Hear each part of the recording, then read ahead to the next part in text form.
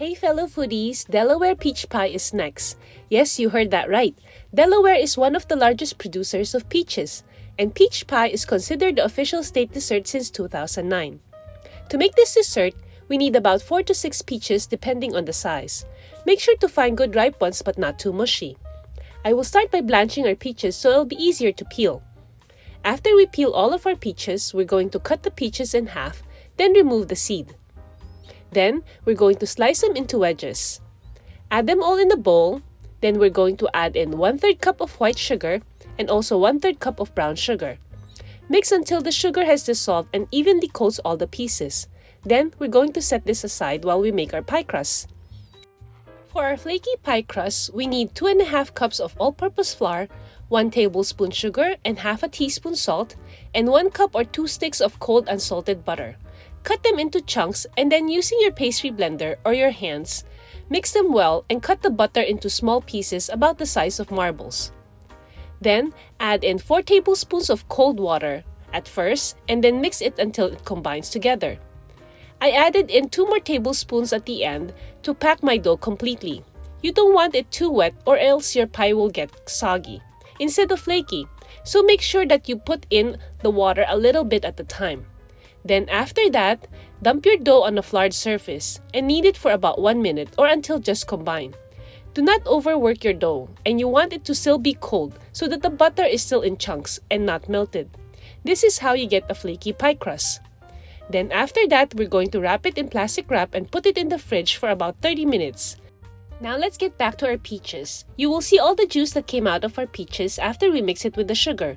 You don't want your pie soggy, so drain it a little bit and leave about 1 tablespoon of juice.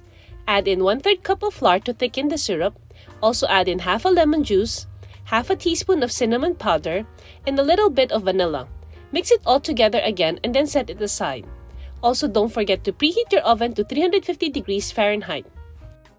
Now, once our dough has chilled, flour your work area again and take about 3/4 of our dough and roll it out into a circle.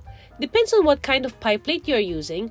I'm using a 9-inch pie plate and rolling out my dough to 1/8 inch thickness and with about 1/2 inch overhang over the plate so we can crimp it and connect it to our lattice. Then, after that, we're going to transfer our dough on our pie plate. Then put it back in the fridge to chill. Next, take our leftover dough and roll it out about the same thickness. I'm cutting mine into strips about 1/2 inch width to make 6 to 8 pieces to put on top for my lattice. You can cut yours thinner and make more pieces if you want your lattice more compact. Then, we're going to take our pie plate and place our filling. Make sure to flatten and leave a little to no air pockets in between your peaches. This will help cook it evenly and make it not soggy. Then, start by placing your strips on top. They should be long enough to leave some to tuck in with your overhang dough. Start by crimping and tucking them in with your overhang dough. And once you are done folding them all around, what I did to finish it and make it look neat is I use a fork to make some design along the edges of my overhang dough. This also helps make it secure on our plate. Lastly, don't forget to put egg wash all over your pie crust before putting it in the oven to make sure that it comes out nice and golden brown. Another tip to not burn the outer crust is to use aluminum foil and loosely cover the edges. Leave it in for the first 30 minutes, then remove the foil for the last 15 to 20 minutes of cooking to get that perfect golden brown crust all over. The best part, I think, in making your own pie or any dessert at home is that you control the sweetness. And nothing beats freshly baked desserts, and that sweet aroma when it fills the kitchen is heavenly. I hope you get to try this one.